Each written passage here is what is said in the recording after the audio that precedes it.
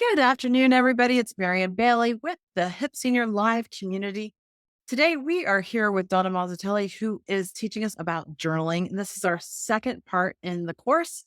And I'm just going to give you just a little brief overview of live community, just bringing together people that want to learn, be engaged, and be active with doing things online, learning new items and ideas, and being part of a larger community.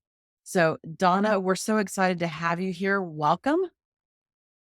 Thank you. It's so nice to be here again. Sorry, I'm in the blur. We're not quite sure what's going on with my camera today, but anyway, I am here and so happy to be here. And for our second session.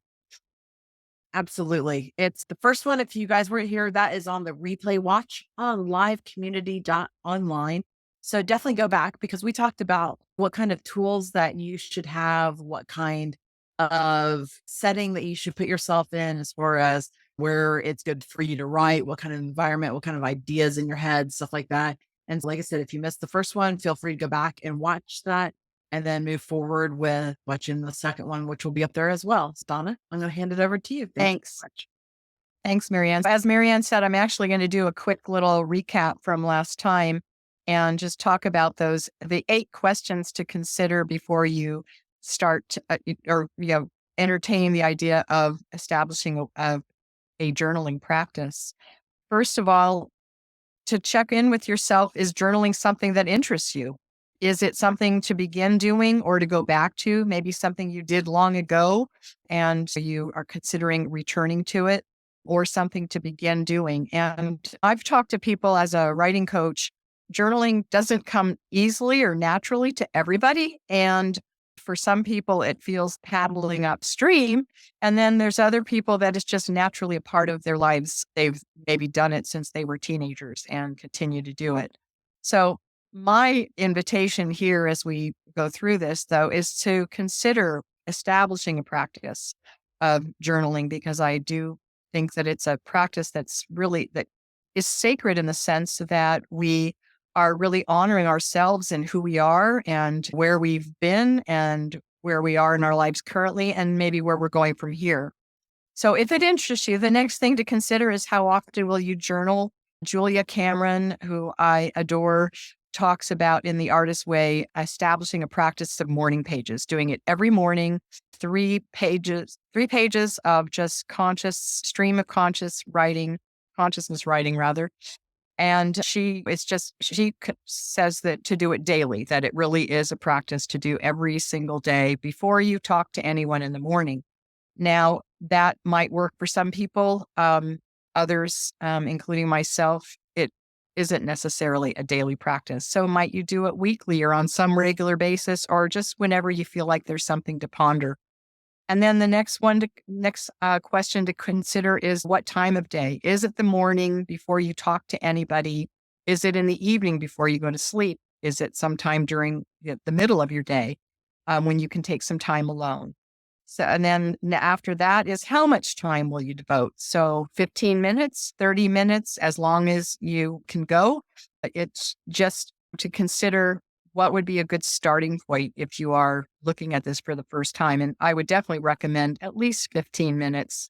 And I think you'll be pleasantly surprised that 15 turns into a lot more than that when you pull your head up and look at the time. The next one is where will you journal in terms of what's your environment, as Marianne brought that up. Are you going to do it sitting on the couch or in a comfy chair or in your bed, or are you going to do it looking out of your window or sitting outdoors, maybe under a tree or by running water? Where is the place that's going to make you feel really comfortable and most comfortable to sit and explore what's going on internally? Are you going to create a ritual around it? Maybe lighting a candle, having a cup of tea along before you get started preparing a cup of tea, and sip on that as you're journaling. And then the next question after that is, what supplies do you need? So there's a journal. I write in a journal with a pen to paper. However, many people journal electronically, so on a device of some sort, or voice record. So there's a lot of options. So what do you need and what will make it special for you? And then why are you going to do it? And that's we're going to be talking about that a little bit more. So, what's your reason for doing it? So, there's three main reasons people do it, and it's either to capture the present, what's happening in the present moment, considering the past, to consider the past, or to contemplate the future. And sometimes it's all of the above. So what would be the reasons for you to consider journaling and to start doing it? There's a lot of thought that goes on in our heads. There's a lot of the real estate in our heads gets taken up by thoughts, maybe worries, anxiety, fears, maybe regrets if we're thinking about the past, or guilt. Sometimes lovely thoughts, gratitude, joy that we're feeling for whatever is happening in our lives. So our thoughts are always running though. And so being able to capture them in a journaling practice allows us to clear out what we can let go of and also contemplate what we want to think about it more, or to sort through. Sometimes we need a process to help us sort through things so that it's just not a bunch of thoughts running around in our mind and just spinning and spiraling. So today, where I want to go in terms of, okay, I'm assuming that maybe everybody who's listening in is really thinking seriously about journaling, or maybe has already begun. When you think about having a journaling practice, it's the other aspect of that is what can get in the way of our journaling practice. Um, Sometimes it's making time for it. As I talked about, that establishing a daily practice may not be an easy thing to achieve. Is there a reason that we can't make the time for it? I also think there are, along with the time that so time is number one. It's making time for your journaling. It's being able to see journaling as a sacred practice that feeds our bodies, our minds, our hearts, our spirits. And it's sacred because it brings you to the present moment. It honors you and your life exactly where you are right now. It allows you to be where you are and to consider where you are without any judgment. And that's where we want to get to, is being in that place where we can talk about it. We can actually about rather what we are feeling and thinking about and experiencing without any consideration of what it's not for anybody else's feedback or input. So the first is making the time for it. Journaling. So this goes back to the reason then again, it's like, why do it? I believe that journaling helps us see ourselves fully. It helps us be able to see our strengths, our weaknesses. We can look at problems and solutions. We can look at where we need to either focus in our lives or maybe something that we need to let go of. And I'm sorry, there's the in and out happening. So I'm kind of hearing some little ding dongs. Anyway, so journaling can help us clear the clutter that can be taking up residence in our heads, like I said. And what's the benefit of that? I believe it allows us to tap deeper into our own internal and awaken our internal intuition. It allows us to tap into our own inner guidance system, our inner compass. It helps us see our resilience. We, as human beings, we are resilient. And so journaling can help us see that and tap into that. And if we journal in the morning, it can clear all that clutter that's there, maybe through our dreams or what happened yesterday. And so it clears us for the day ahead so that we can go into the day ahead ready to embrace whatever is going to happen on that particular day. So finding the time is really, I think, essential, is making the time and creating the space for it. The other reason that might get in the way, besides time, is that we might avoid journaling because sometimes it's hard to look at the truths of ourselves, the truths about ourselves. Maybe we might be afraid to look within and see what's really going on inside. How many of us keep ourselves busy to avoid having to really maybe be introspective and take a look at how we're feeling, how we're behaving, how we've responded to a situation. what we might glean from that. What can we learn? And sometimes it's not easy to look within ourselves. So keeping busy is a way that we can, avoid journaling. Excuse me. Um, we also could be afraid not only of revealing to ourselves truths and taking a look, but we also may be afraid that others might read what we've written. And we may not want to have anyone know our deepest, darkest secrets or our innermost thoughts. That can get in the way if we consider, boy, that I'm writing things down in my journal and what's going to happen if somebody reads it. Kind of like Dear Diary when we were kids, right? So there's the inner aspect and the outer aspect. And so, with regard to that inner aspect of what we might be avoiding within ourselves, all of us have within us an inner critic, and even maybe that critic acts as a censor at times who wants to actually keep us from journaling or from really looking at things. So, that inner critic, as harsh as it can be and as harsh as it can seem, is really there to try to keep us safe and protected and to keep the status quo, to not have things change. When we consider journaling and really looking at what's going on in the present or what's happened in the past, we're opening up in a way that it may bring up a lot of emotions, and chances are it will, along with bringing clarity. But that inner critic may want to to prevent you from doing that. So tell ourselves that we need to just be quiet and what we're writing here is stupid or silly or self-absorbed or criticizing it in some way that is really unflattering. And it can sound like a censor. You're not going to write that, or I mean, you better not put that down on paper. We have to remind ourselves, though, in terms of journaling, that it's the place to be our truest selves without any judgment or censorship. And we need to give ourselves permission to be honest with ourselves and express exactly where we're at.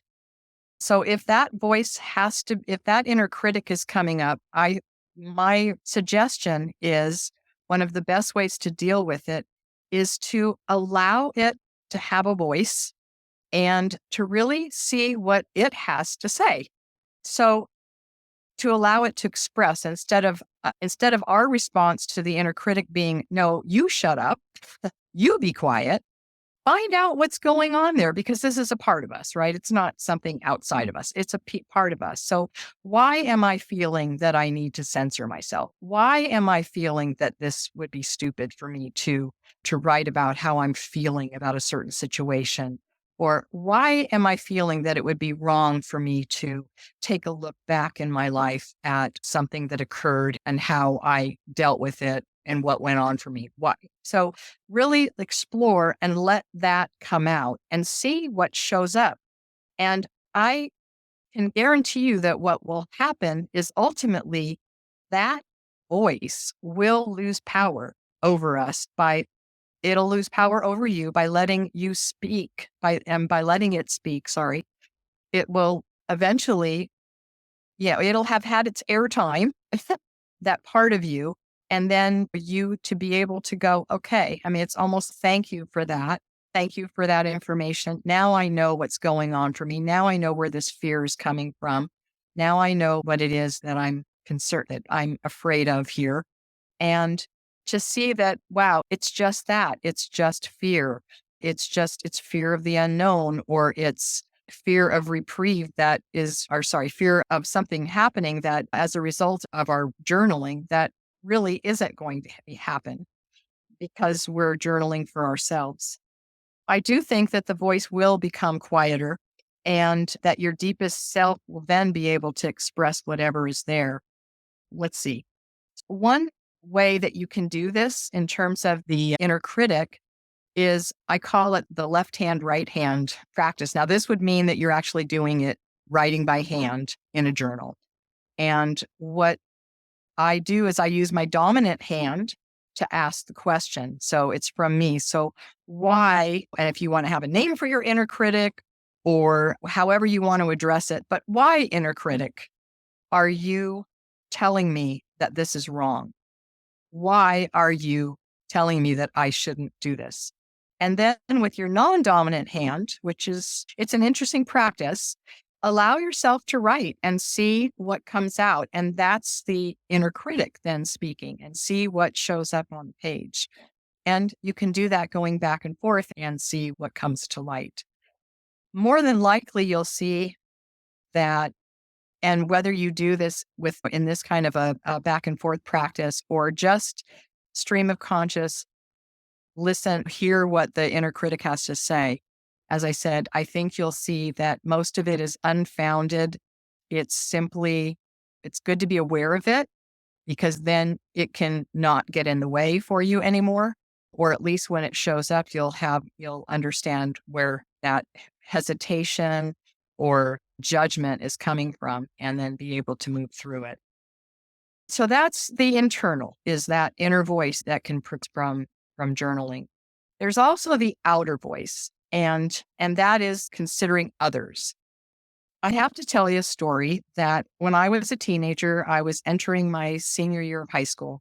At that time, I kept a diary, and it was like a regular old Dear Diary, a 5-year diary that had hardly any place to write for each day. And I used it, and I inserted letters in there or other things that I wrote out on paper and folded them up and put them in there.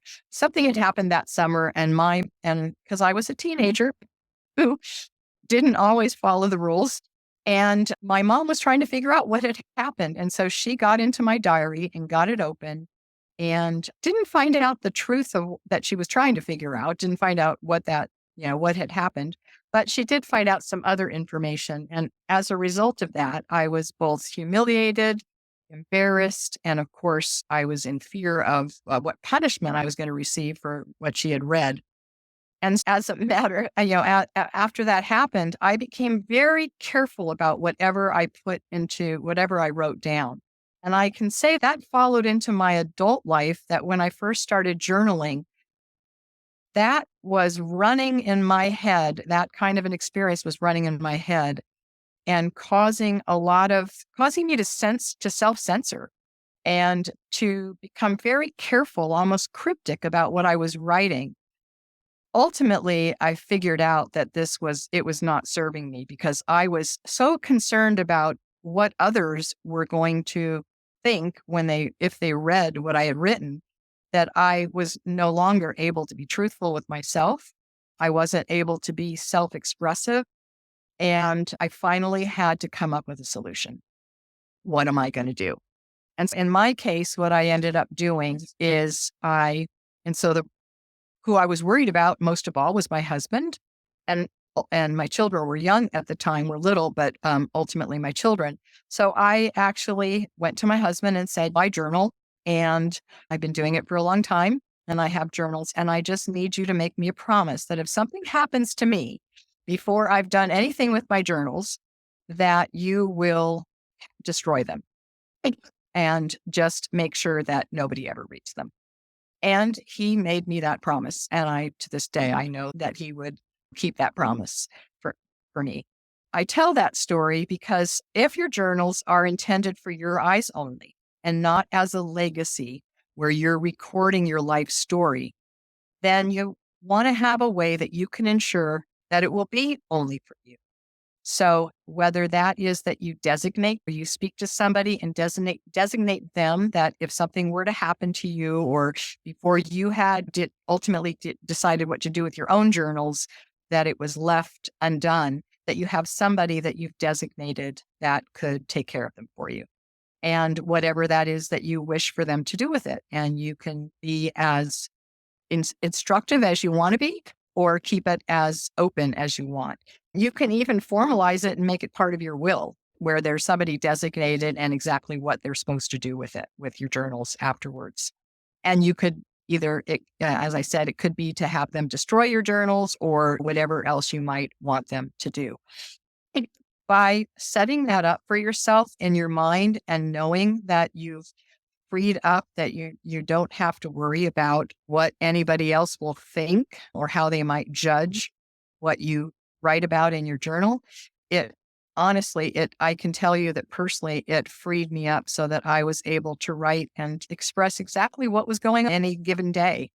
And it allowed me the freedom of whether I just wanted to whine or rant or express all my worries and my fears or talk about a triumph in my life. Whatever it was that I was writing about, I just knew then that I didn't have to worry about that anybody else was going to read it. Now, if you want to have your pages preserved, then of course, then will look a little bit different. And then again, it's who will take care of them if you haven't taken care of them before the end of your life comes. The key here is to do whatever you need to do to set yourself up so that you're free to journal, whatever is top of mind each day or whenever you choose to journal. So I'm going to pause there for a minute and see if anybody has any questions or comments. And I'm going to get a sip of water. Absolutely. Take a drink. Yeah, this is a good time. If you want to just kind of take a second, Kelly, and stretch, if you guys want to pause the video, whatever, feel free to do so. In the meantime, if you are joining us on Facebook or YouTube, even, you can I've even set it up where you can go to livecommunity.online and watch the video live there as well. I absolutely love technology. This has been so fun. I've been learning a new couple of programs, and one particularly called OBS, which is allowing us to stream live to multiple platforms at one time, which just is, I knew it was possible. I knew people were doing it. I didn't think that was within my realm of capability, but playing with that this week. So I was anxiously waiting for today to come so that I would have Donna to use as a guinea pig to be able to do this. That's So great. Glad to be the guinea pig. it's kind of been it's kind of been a Monday technology, but at the same time, it's like I said, I have it running live on livecommunity.online, which is way cool. It's running live on Facebook and it's running live on YouTube. And I'm just trying to think, okay, what else can I run live on, like Instagram? What else can I do? So there's a program called Second Life that I used to be part of, and I still have an avatar there. And I go in there and it's a virtual reality world. And I go in there and I use it to listen to live concerts. Musicians will go in and they'll stream together from like all over the world. So you could have 10 different musicians from 10 different countries all playing music in the same venue online. And so I go in there and listen to music. And so I've been streaming like Second Life as a test. Well, so people are probably like, what? But then I started thinking about it a little while ago. That might be a really good opportunity for seniors that when they're bored or don't have anything else to do or whatever, they can hop in Second Life and go listen to music and talk to people, interact with other people. It gives you an avatar to play with, and you can play dress up Barbie, whatever, and do all kinds of stuff in world. And just about anything in world you can do in Second Life. And I know they have poetry, live poetry readings in there and all different kinds of stuff. Yeah, it'd be kind of fun for writers to go in there and kind of express their art and stuff like that as well. So, um, Right. yeah. So anybody who wants to check out Second Life, if you just want to do it like a test run and come hang out with me and see what it's like, feel free to contact me and I'll be glad to set up an appointment with you to kind of show you what it's about. I just think it'd be really fun for seniors. Kelly said here, I have the same fear of someone reading my journal. I love your ideas how to deal with it. My sister showed my diary to the boy I liked in middle school. So humiliating. That would be Yeah. Yeah, it is. And it's cruel. interesting, a cruel thing to do. And it's interesting how those events that happened so long ago can still run in us. I mean, I can't say that I made the connection to my mom having read my diary back when when I first started doing daily journaling, like starting it again after not having done it for some time, and how I couldn't figure out why I just kept not telling the truth of my almost writing in code in the journal. It was really weird. And it was like, it took some time that actually ended up journaling about and remembered then the memory of what had happened and how much that impacted me. I mean, it was just, of course, then it was the fear of retribution, the fear of punishment that was going to happen. As an adult, it's not the same fear. It's not steeped in that. I mean, it really became being judged. what's somebody going to think? And sometimes writing about things that, yeah, even in marriage, I mean, like being upset with my husband at some point and just being able to express that in journaling and yet not wanting him to read it and feel he'd be reading it out of context, right? He'd be reading it when something was in the past and I'm writing about it and right when something is happening and when it's high emotion. So never wanted to cause harm because of what I just needed to get out and express. I mean, it's not necessarily that it's big, deep, dark secrets. It can be just kind of how I'm feeling on any given day about what's happening in my life and who I'm having to interact with that day. So, yeah, And we all go through that, right? I mean, it could be absolutely. I'm frustrated with my daughter or my dog is driving me crazy or whatever. And it's stuff that even like you said, would never say out loud to somebody or whatever. No, But also if you speak the truth within a journal, it should be something that if somebody came to you and said, "Hey, did you write this? Did you say this? Did you really mean this?" That you are writing from your heart, and you would say, "Yeah, that's really how I felt that day."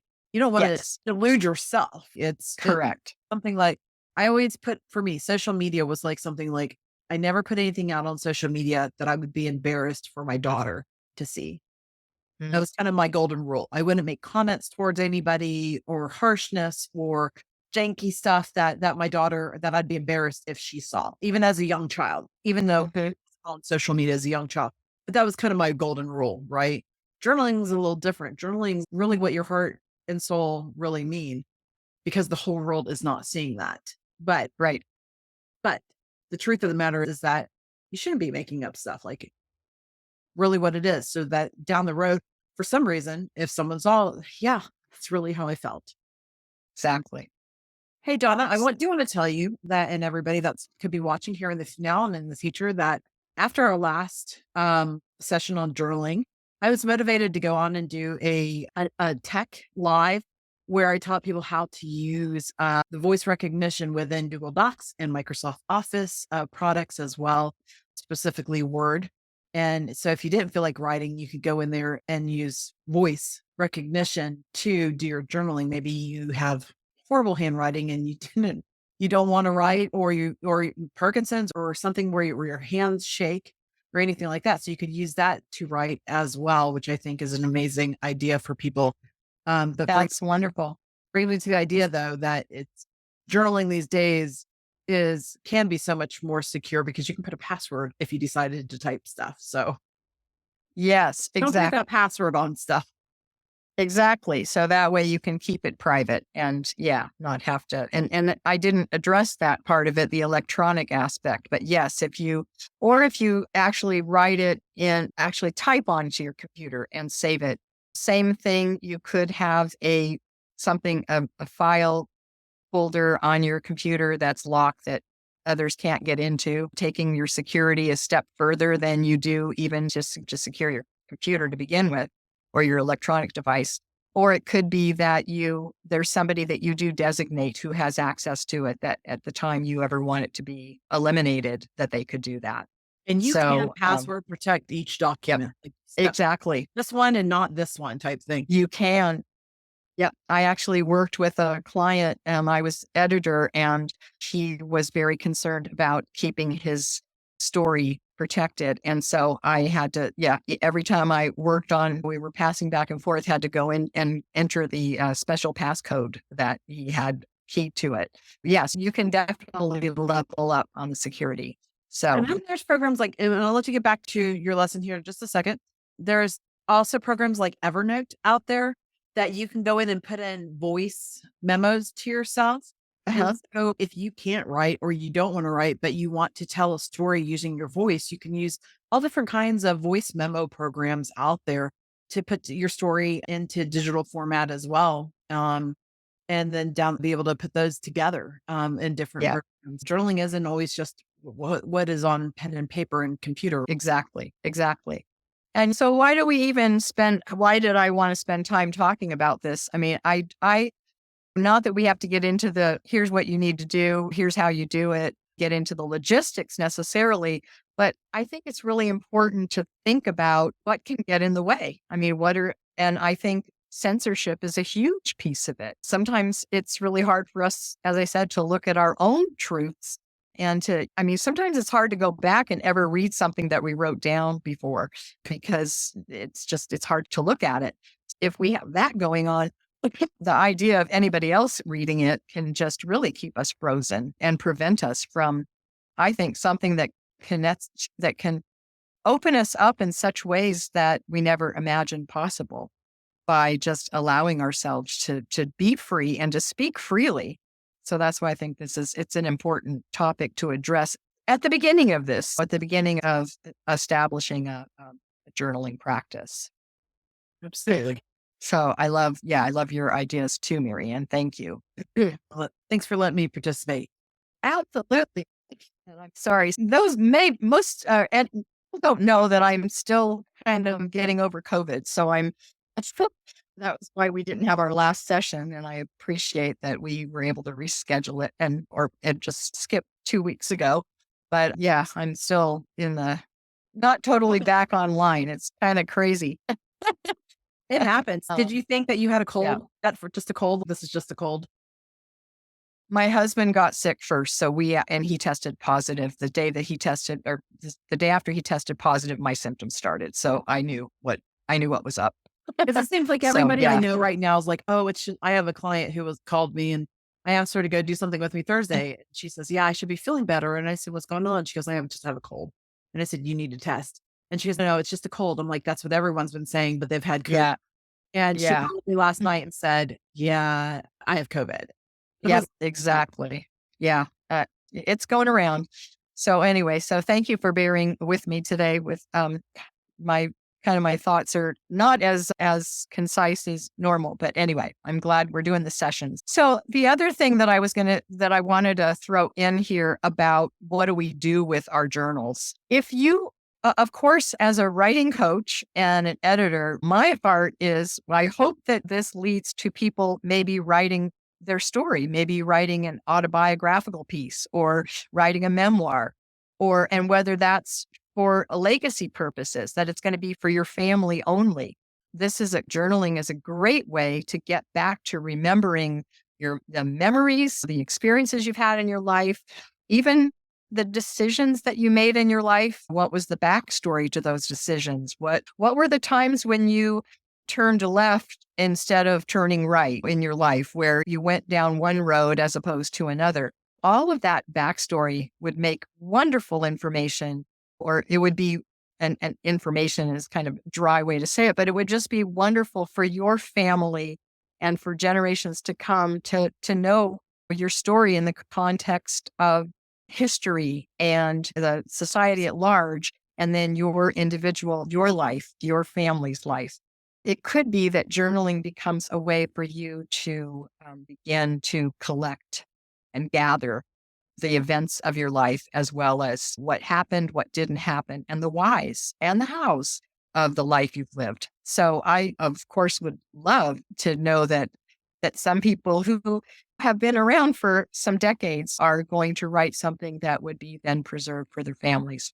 So in the case of that, if that's the reason that you decide to journal, or that you are journaling, then of course you want to make sure that you're preserving whatever you're writing down in some way, and maybe have somebody who helps you with that to make sure that it gets saved and stored and maybe documented in some way other than in a string of journals.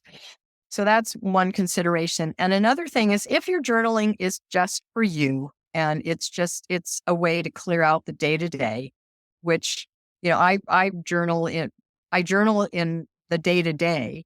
And yet a lot of times I am writing what I do record ends up, I can tell you that my first memoir, some of what's there or much of what's there was rooted in my journals, which allowed me to go back and be able to look up events that happened at certain times. And then to write it, not to just necessarily copy what was in my journal, but to take that, and that became the fodder for for what I did right and then include in my memoir. So in that case, again, you would want to be holding on to your journals if you think that there's the possibility that you're going to possibly use it as part of a book, as I said, whether that's for your family only or a book that you want to publish and bring into the world in a bigger way. The other part idea though is if you are considering that journaling is, and I don't mean just in minimizing it, but if your journaling is to take care of the day to day and allow yourself to be with your feelings and and to be with your thoughts and to process whatever is happening in your life or has happened, and yet it's not going to go any further than that, then you might consider that at the end of each journal that you fill up, that you take, if you don't want to be able to look back at it, that you, once you've filled it up, you take and tear out all the pages, and you can do like a burning ceremony and burn the pages and just release them into the environment. You could also take them and put them in water. So then and I'm thinking now here of handwritten journals, right? So you could take and put them in water so that the ink dissipates into the water, and then the paper just kind of starts to fall apart. And then you could put that and chill that into the soil somewhere and let it compost into the soil. So releasing it to Mother Earth to take it and compost it and turn it into something more. So you can almost ritualize it in either of those examples in a way that you're releasing, you're letting go, you're letting it become compost into the earth, into the environment. And then you're taking responsibility for it and managing it as you go. Yes, you can only do this if you're handwriting it. If you're doing it electronically, then you could print out your pages and do the same exercise and then delete those files as you go at some point. And maybe that's a yearly thing. I mean, you could also ritualize it in the sense of when you get to the end of 2023, then you take everything that you had journaled in 23 and you find a way to release it. Or you can do it at each of your birthdays, biological year. It's just a way for you to take care of it yourself and tend to it as you go so that there isn't a big collection for others to take care of afterward. So does anybody have, I do have an assignment for everyone. You know what? We're getting close to the end. So I guess I should go ahead and say here's the assignment I have for everyone between now and our next session. Is to consider, I've talked about the inner critic today. So I ask you to consider and write about your inner critic and get to know that inner critic and see if you can address their concerns or criticism. And again, remembering that the inner critic really is trying to keep the status quo and really keep you safe. Even though it doesn't feel good, that's the intention. So to give that inner part of ourselves airtime and what's going on for you? Why is this coming up? What are you feeling? So see what you can learn from that so that when that critic pops up again, because the critic usually pops up at times unexpectedly or expectedly, at least you are ready for it. And maybe then you return to another conversation with the inner critic. But for now, I asked you to consider and get to know that inner critic a bit, get to know that inner censor and see what's going on. And then the second piece of homework is to consider what you want to do with your writing or have done with it. So what you want to do with it as you go, or what do you want to have done with it someday when you can no longer take care of it for yourself or when you are gone, is to consider what that might be. So addressing those and making some plans so that then you can just be free to start to journal and allow whatever is coming forth to come out without having to be concerned with, okay, what's going to happen with that next. So those are my two tasks that I invite you to look into over the next couple of weeks. And Donna has given me some sheets that have last week's kind of wrap up about information and the things that you need for journaling, stuff like that. We've got a sheet with today's homework as well, assignment. So if you want to email me or Donna, we would be glad to send it out to you. My email is marianne@thehipsenior.com. Donna's is Donna at writingwithdonna.com. That's easy enough, It's right? easy enough. Exactly. And I will put that in the comments of the replay for this as well. Kelly's here with us. Kelly, I didn't mean to be rude earlier to tell you to turn off your mic, but I have dogs. That's why I do it. I know you do as well, but you're free to unmic, to turn on your camera, ask Donna questions or have a conversation.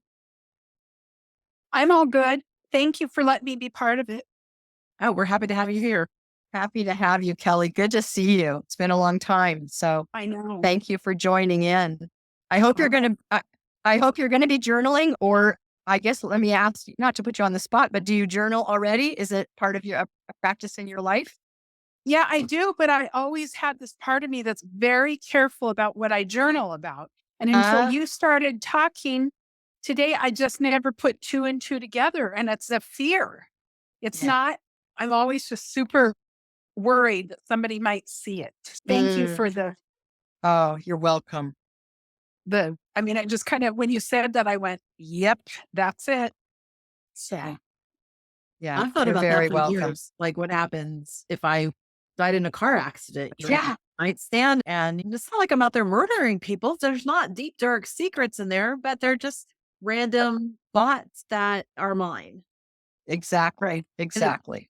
so, Donna, if somebody decided I'm going to write a journal, and then decided down the road, you know what, I've lived a really interesting life, or I lived a really interesting period of my life, and I think this would be a good book.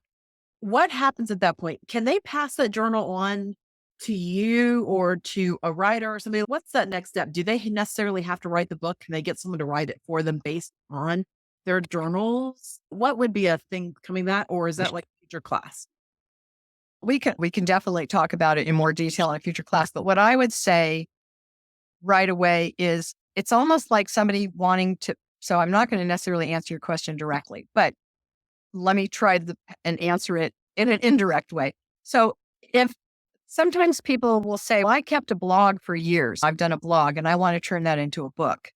Taking your blogs and putting it into a book, I mean, if you're going to do it as a collection of essays, something like that, okay, that might work. But I wouldn't necessarily say just take the journal or take the blog posts and turn them into a book.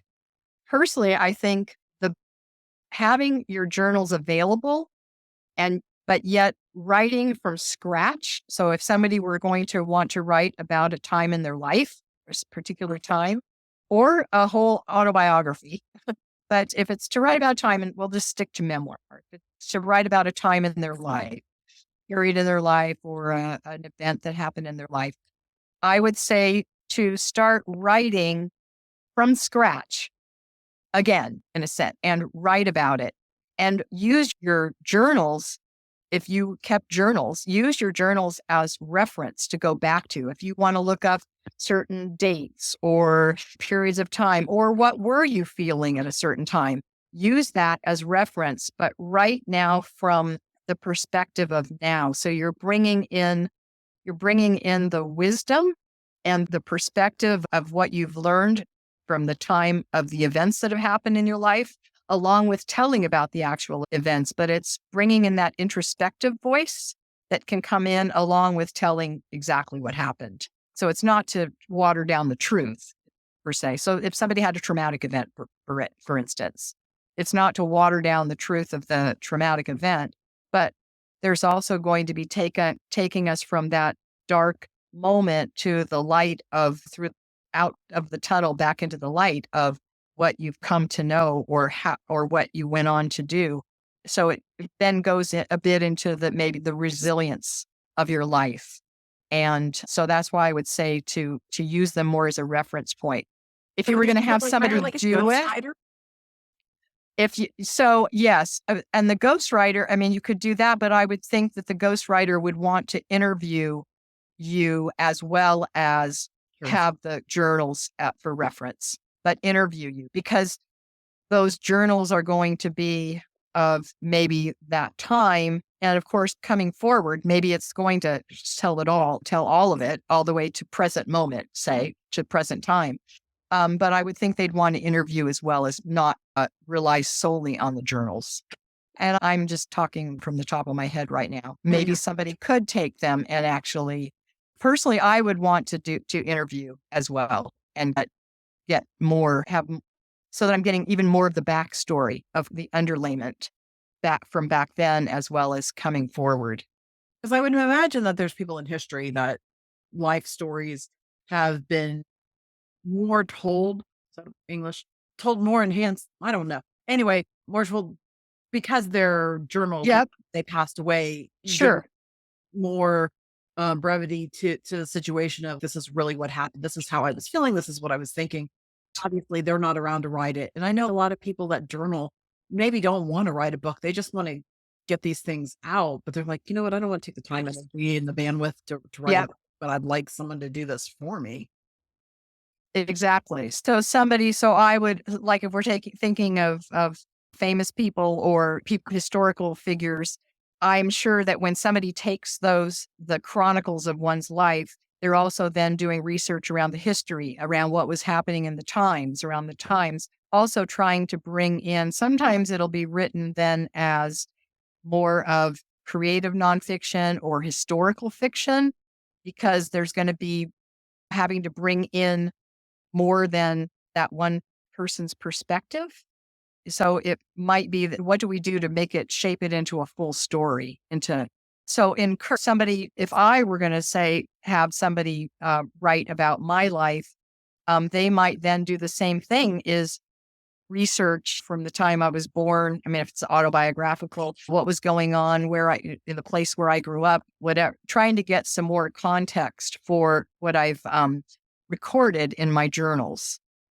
I think so. That's where the interviewing process could help with that as well. Then, Right. if that could be part of the research, I guess is what I'm saying. Because just what I said before, why I wouldn't necessarily want somebody to pick up my journal and read it, it's like it's out of context in a sense. It's what I felt in that moment in time. It's what I experienced at that precise moment and how I felt and what I did with it.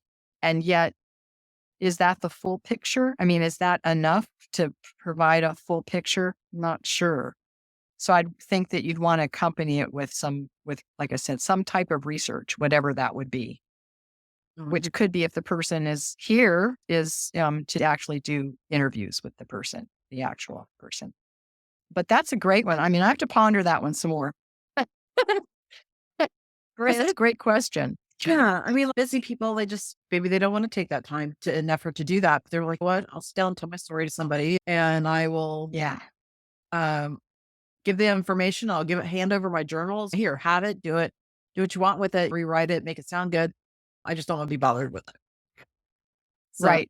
Exactly. And the other part of that is somebody could take it and then create something from from the journal entries, right? Create something and then give that back to the original author of it.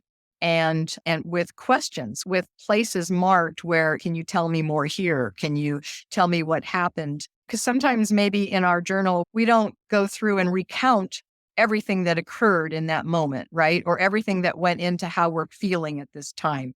We don't necessarily, I'm feeling this way today because this happened to me yesterday. We don't necessarily go into all the details right, because we're journaling and we're just pouring it out of ourselves. So somebody who's using the journal as the foundation for writing one story, they probably would then want to, like I said, mark it in places to get more information. Again, to put it into context.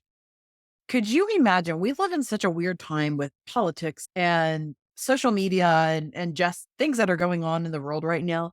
That somebody born back in 1880 or so were to read someone's journal from now would be like, "What in the world?" Yeah. Like, someone that was born back then, they're probably not even still around, but if they were, like, and living under a rock somewhere or whatever, or just like I said, could went back in time, would be like, "What in the world is going right now?" So, I imagine that moving forward, as time goes by, like, we read past memoirs and stuff from the 1800s and stuff, and it's hard for us sometimes to fathom there not being internet now, or most of us can remember when there Right. this age group, especially for the hip senior, can remember when there was not internet. But Exactly. but moving forward, it's to me, it's fascinating of the time differential parts of life, like going back, like you watch Outlander and stuff like that, and you're thinking like, wow, those kind of things actually happen. People Yeah. had to fight for their lives so physically violently, mental war games, physical war games, all that stuff, just what you did from sun up to sundown just to get by. Yeah. We're definitely spoiled now. But going back and reading that stuff and memoirs and journals of people back then versus like now, and Right. it'd be like sci-fi for them. They'd just be Right. things Right. that we perceive 50 years from now. Remember, they used to say, oh, by the year 2000, we'll have flying cars. Yeah. Yeah. You know, Yeah. but not exactly there yet, but different stuff. So I could just see journaling can definitely be a window into somebody's life, a way of life, the way of many people's lives going on. And so people that are willing to write about what happened in their journals, or even, like I said, maybe bring on a writer to work with them if they don't want to Yep. spend time, could be very fascinating for a lot of Exactly. reasons. One book I can think it just popped in my head, so kind of contradicts maybe what I just said a little while ago. The Diary of Anne Frank. I mean, it's her words. It's what it was like to Right. be hidden in hiding and what she was thinking and feeling as this young teenager. And it is all her words. We can then read it and we have so much more that we know about that time to bring it more into context, but we didn't need it in her to appreciate the book Yeah. itself, to appreciate the story. Hit it that long. That was Yeah. Yeah. sad. Well, yes, I guess I mean, so when I think of a book like that, it can be done where it's taking somebody's writing. I think the gift and then turning it into a book for others. I think the gift of though, if we were doing it with somebody who's alive, who's here, and we're not looking at afterward at their journals, is we do have the gift though that we can fill in more if it would help the story. If it would help our understanding of that person's experience by being able to bring in more context. So I think that would be the beauty of doing it with somebody who's living. But you know what? Think about it though. It could be like a totally different genre of everybody's like into these podcasts of like true crime stuff and they're like Mhm. left guessing who did it and trying to figure that kind of stuff out. A journal could almost be like that. If they weren't still around, it's like giving clues, but not giving the full picture of stuff and letting people's imaginations go with the rest of the story. Yeah. It's an Yeah. interesting thought. So, It is interesting. Yeah. Thank you. This great discussion. all right. I'm going to be conscious of your time. I appreciate you Thank you. spending time Yeah. with me today and talking about Thank you. all this. So, the next one we're going to be talking about. So the next one, we're actually going to get into some journaling. I'm going to give some actual, you want to call them exercises.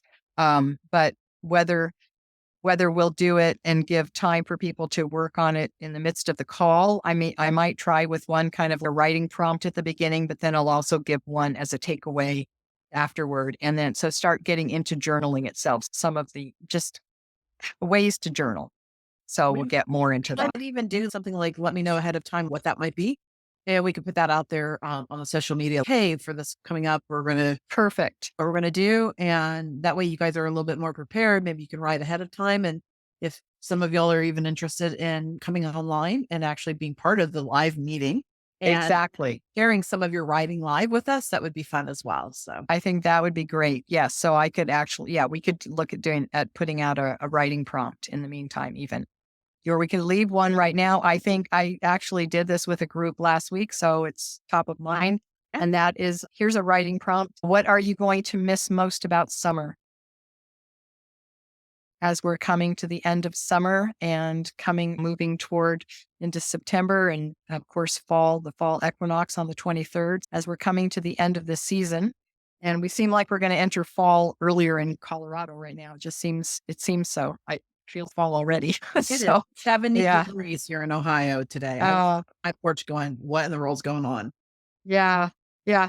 So I think that would be a fun one to explore. What Yeah. will you miss most about summertime? All Yeah. right, I'll make sure to get that out to Okay. everybody. And thank you all for joining us. Thank you so much. Okay. Live Thanks so meeting much, Marianne. online. Be sure to register for the next one. All right. Bye.